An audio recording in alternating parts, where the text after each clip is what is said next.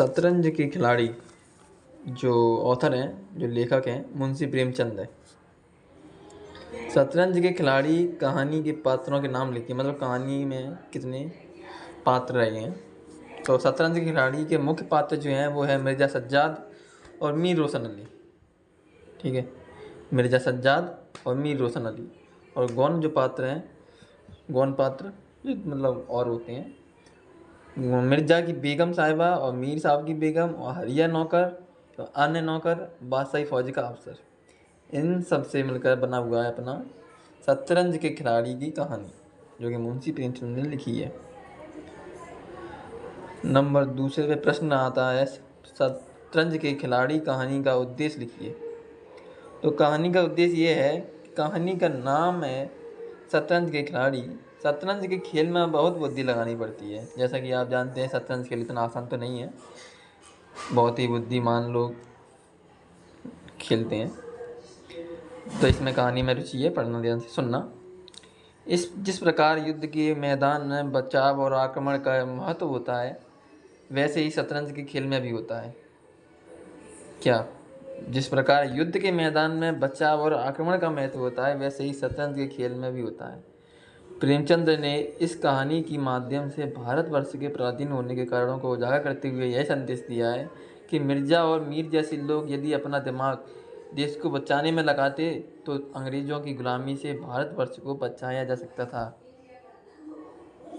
क्या कि मिर्ज़ा और मीर जैसे लोग जो शतरंज खेलने में दिमाग लगा रहे हैं ना अपना, वो अगर देश के प्रति इतना दिमाग लगाते ना, तो आज भारत देश गुलाम नहीं होता अंग्रेज़ों का।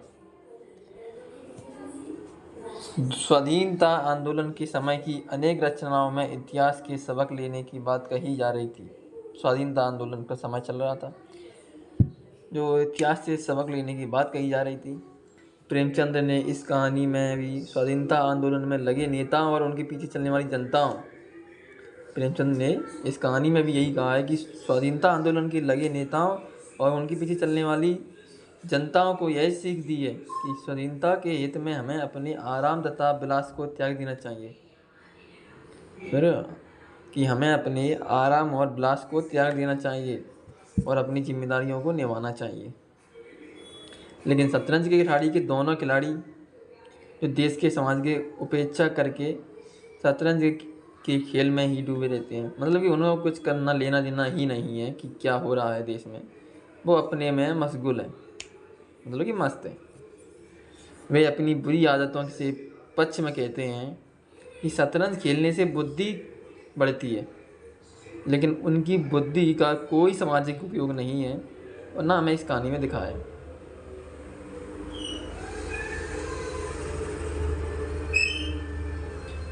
स्पष्ट है कि इसी व्यक्ति का कोई भी पक्ष तब तक सही नहीं होता है जब तक कि समूह में हित ना हो, मतलब कि समाज में इसका कोई महत्व ना हो।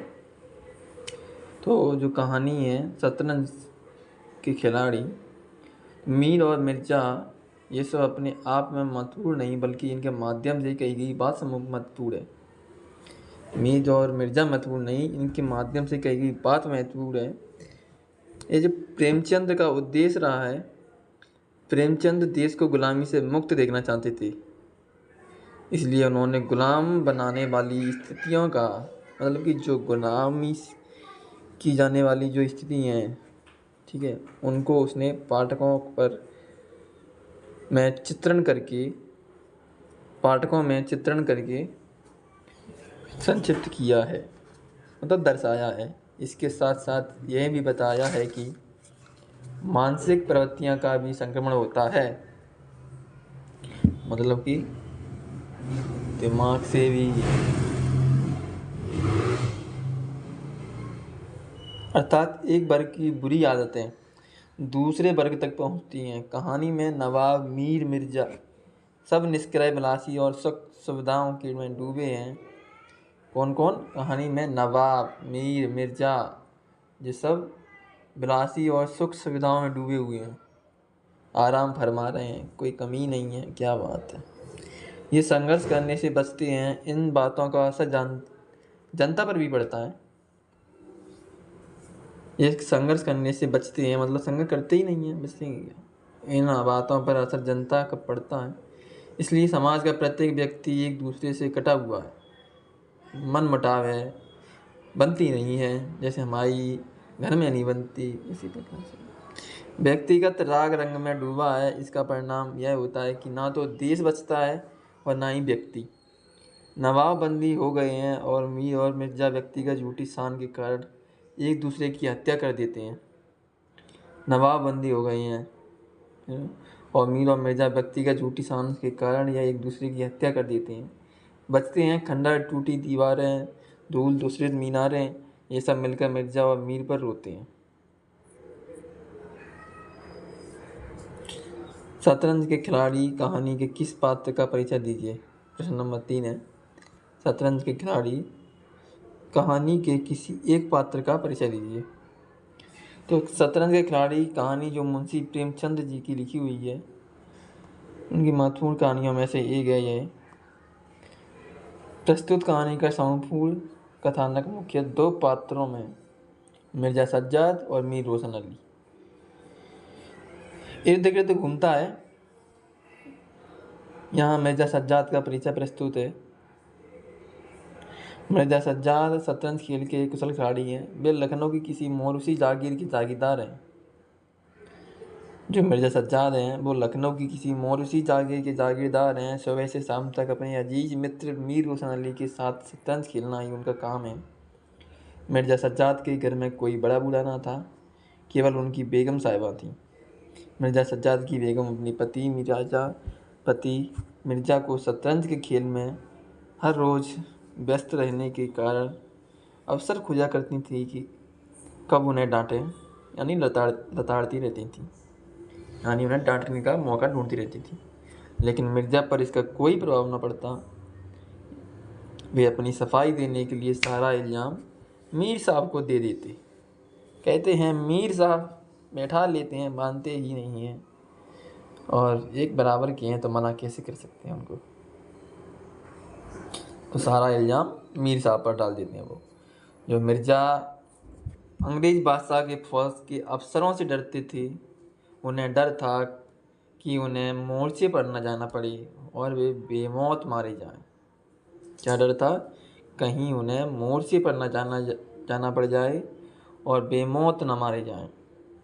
इसलिए वे अपने दोस्त मीर के साथ गोमती नदी के पास किसी वीरान मस्जिद पर शतरंज खेलने लगते हैं।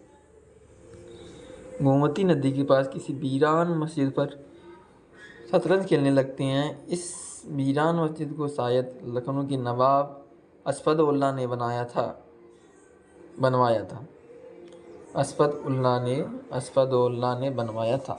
क्या नाम है? असफदउल्ला। वे दोपहर नानबाई की दुकान पर जाकर खाना खाते हैं और सुबह से शाम तक वहीं मीर के साथ शतरंज खेलते हैं। उन्हें अंग्रेज़ों द्वारा लखनऊ रियासत को हड़पने की साजिश की जरा भी फिक्र न थी। वे तो विलासित और संतृष्टि के नशे में डूबे थे। लखनऊ में नवाब वाजिद अली को अंग्रेज़ सैनिकों द्वारा पकड़े जाने पर मिर्जा सज्जाद का मन थोड़ा उदास होता है। वाजिद अली को अंग्रेज़ के सैनिकों ने पकड़ लिया था, तो इस सुनकर मिर्जा सज्जाद दुखी होते हैं। लेकिन शतरंज की शाह और मात उन्हें राजनीतिक संकट के विषय में कुछ भी सोचने का अवसर नहीं देती। शतरंज के खेल में इतना ही व्यस्त हैं कि उन्हें देश से कुछ लेना देना ही नहीं है, क्या चल रहा है, क्या हो रहा है। इस प्रकार जो मिर्जा सज्जाद हैं शतरंज खेलते खेलते जब हारने लगते हैं, तब आपस में वे दोनों शतरंज के खेल में उड़ने लगते हैं। अंत में तलवारों में से एक दूसरे को मार डालते हैं। क्या करते हैं? जो मिर्जा सज्जाद हैं शतरंज खेलते खेलते हारने लगते हैं। मिर्जा जो हारने लगता है, तब ये दोनों आपस में लड़ जाते हैं, मीर और मिर्जा। अंत में तलवारों निकल आती हैं दोनों की और दोनों में युद्ध हो जाता है। तो वे एक दूसरे को खत्म कर लेते हैं। अंततः कहानी मुंशी प्रेमचंद जी लिखते हैं कि मिर्जा सज्जाद विलासी थे लेकिन कायर नहीं थे। उनमें राजनीतिक भावों का अधपतन हो गया है, लेकिन मिर्जा ने बादशाह और बादशाहत के लिए प्राणों की बाजी न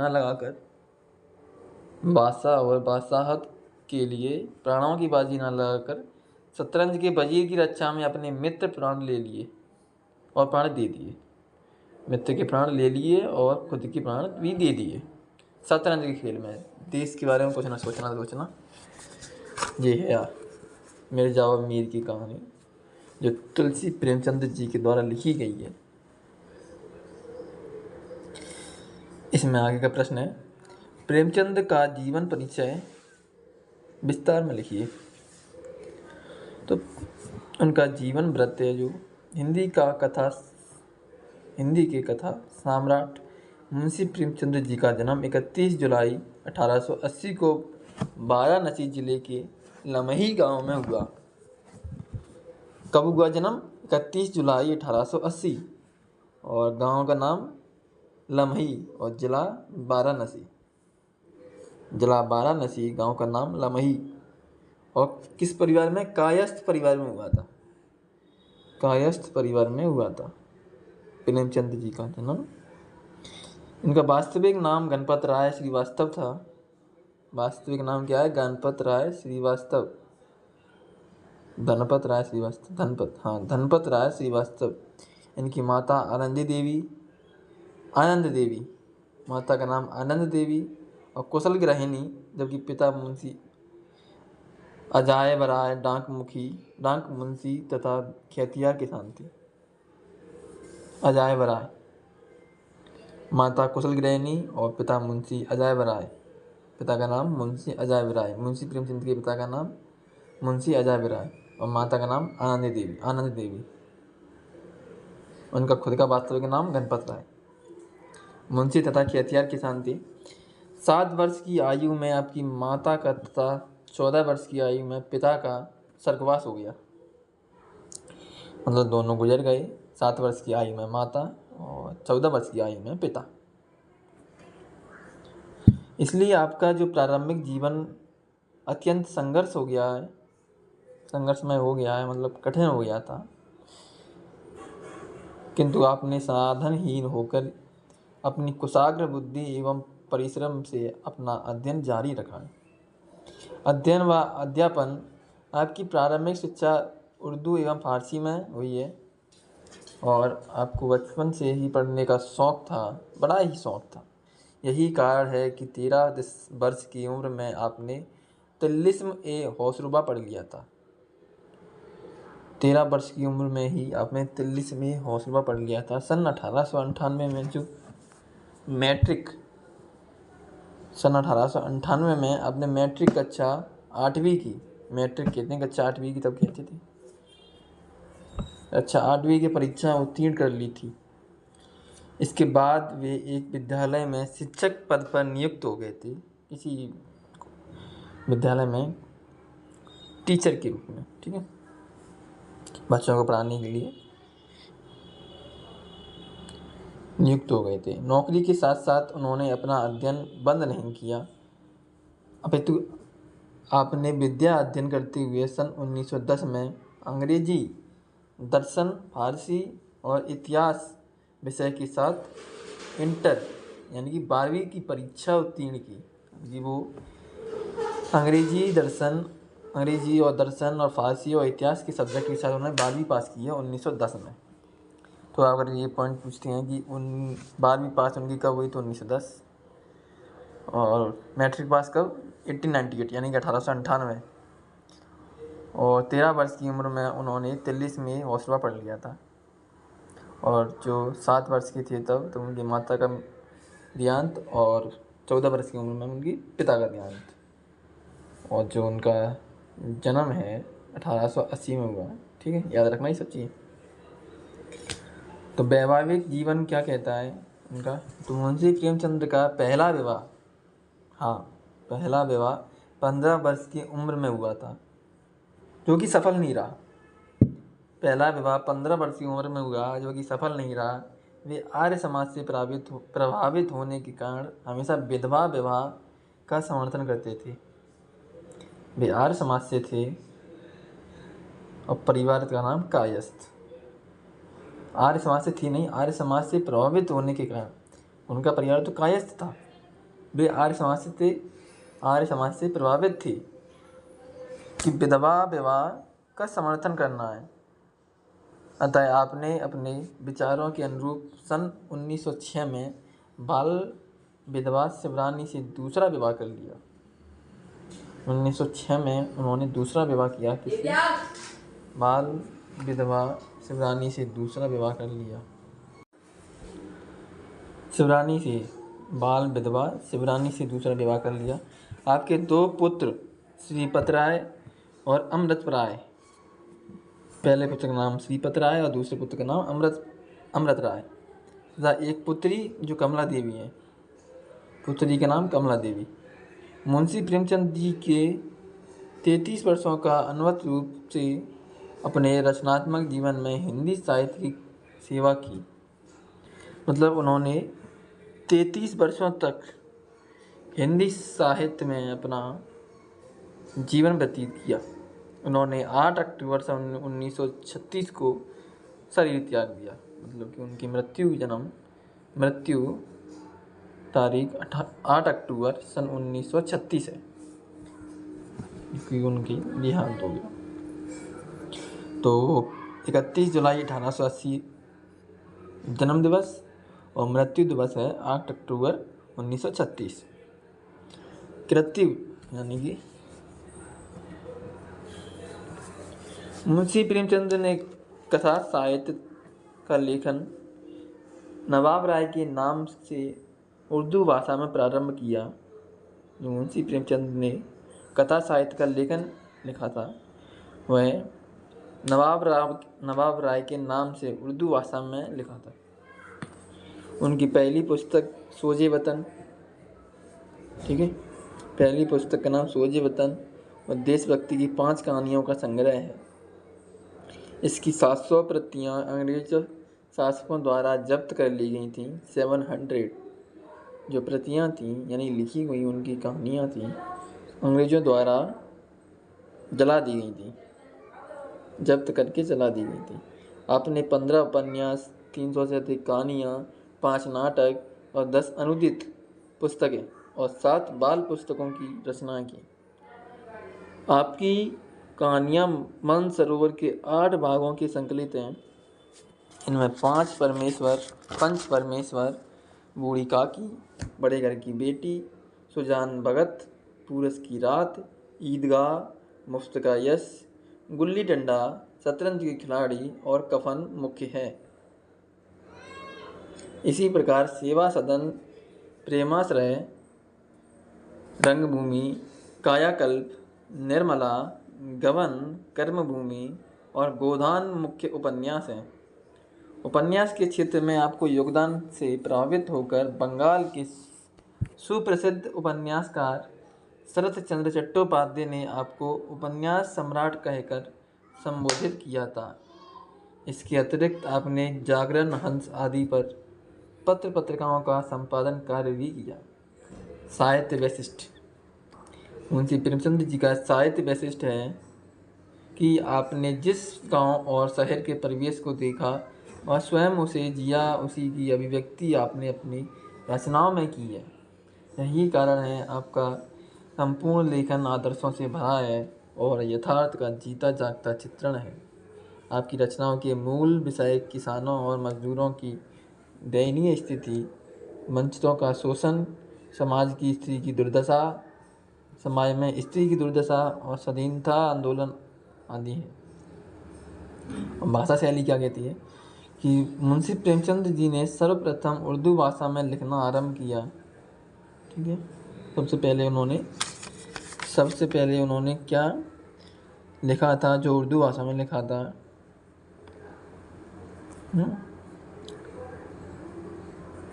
नवाब राय के नाम से उर्दू भाषा में लेखन लिखा था, जो कि पहली किताब थी उनकी सोजे वतन। यही भाषा शैली है। ठीक है, आपको भाषा सदैव पत्र अनुकूल रही है। वे पात्रों के रूप के अनुसार भाषा को परिवर्तित कर लेते हैं। इसमें भाषा में स्वतः आ गई है। सादगी और अलंकारिता का समन्वय आपकी भाषा की प्रमुख विशेषता है। आपकी रचनाओं में वर्णनात्मक, व्यंग्यात्मक, भावात्मक तथा विचित्रात्मक ये 4 प्रकार की शैलियाँ दृष्टिगोचर होती हैं। चित्रात्मक शैली को आपकी रचनाओं की प्राण तत्व है। इस प्रकार मुंशी प्रेमचंद जी ने विषय वैविध्य, सहज सुबोध एवं प्रभावी बाधा शैली तथा राष्ट्रीय भावों की सहज अभिव्यक्ति के द्वारा एक और हिंदी माध्यम के साहित्य भंडार में श्री वृद्धि की, दूसरी ओर हिंदी साहित्य के नवीन युग की आशाओं आकांक्षाओं की अभिव्यक्ति का सहज सरल मार्ग प्रशस्त किया। सम्मान जो मिला है उन्हें 31 जुलाई 1980 को जन्म शताब्दी है।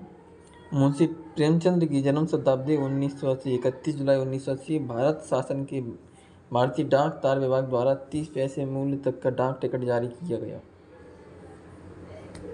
जन्म शताब्दी 1980 31 जुलाई 1980 30 जुलाई 1880 उनका जन्म दिवस। ठीक, 30 पैसे में मूल्य का डाक टिकट जारी किया है। किसके द्वारा? भारतीय डाक के तार विभाग द्वारा 30 पैसे मूल्य का डाक टिकट जारी किया है। गोरखपुर के जिस स्कूल में मुंशी प्रेमचंद जी शिक्षक थे, गोरखपुर में स्कूल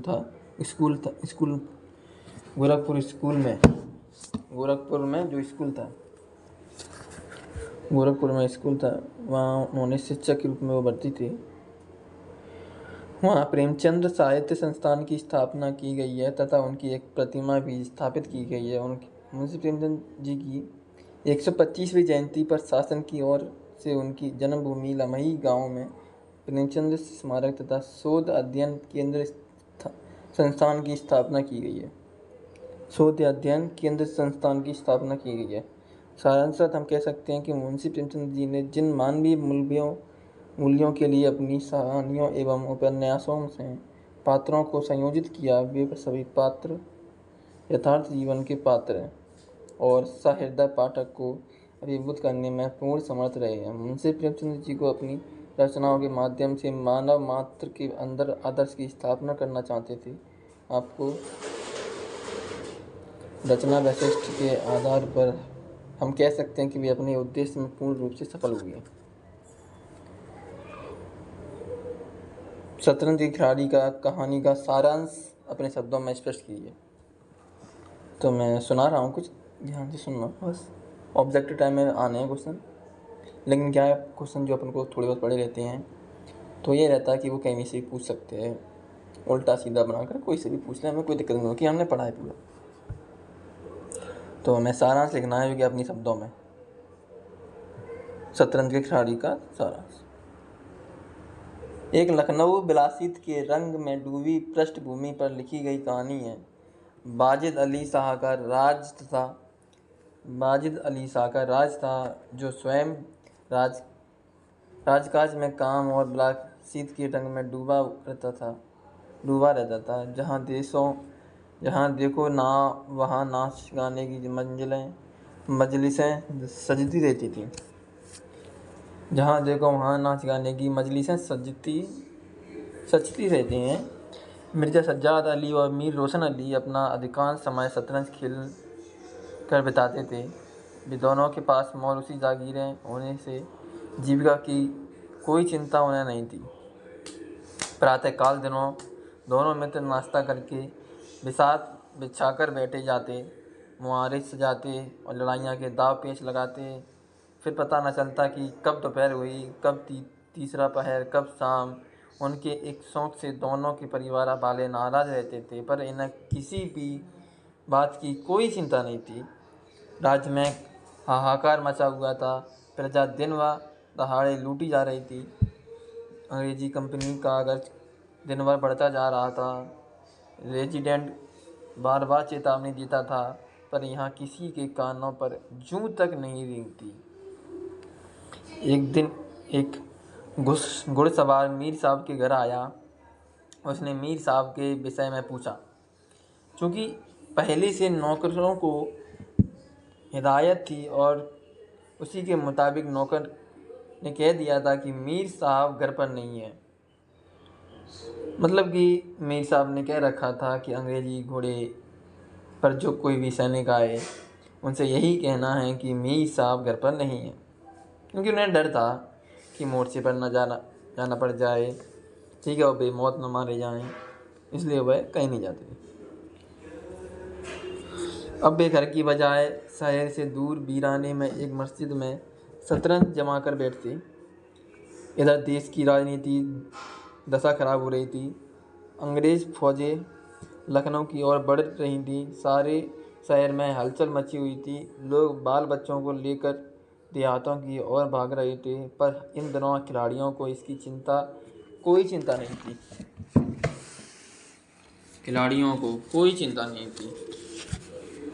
एक दिन दोनों मित्र खंडर में बैठे शतरंज खेल रहे थे। इतने में कंपनी के गोरे सैनिकों की फौज आती दिखाई दी, जो लखनऊ पर अधिकार रखने के लिए आई थी। फौज लखनऊ शहर की ओर निकल गई। मीर साहब को चिंता हुई कि शहर गिर गया तो घर कैसे पहुंचेंगे, पर दोनों फिर खेलने में मस्त हो गए थे। 4 बजे के करीब गौरों की फौज वापस लौटी। नवाब वाजिद अली पकड़ लिए गए। अवध के विशाल देश का नवाब बंदी बना लिया गया और धीरे धीरे शाम हो गई। खेल ही खेल में दोनों झगड़ा हो गया। बात दादों के बखान करने तक पहुंची। दोनों दोस्तों ने कमर से तलवारें निकाल ली। तलवारें चमकने लगी। दोनों जख्म खाकर गिरे और दोनों ने तड़प कर जान दे दी। अपने बादशाह के लिए जिनकी आंखें एक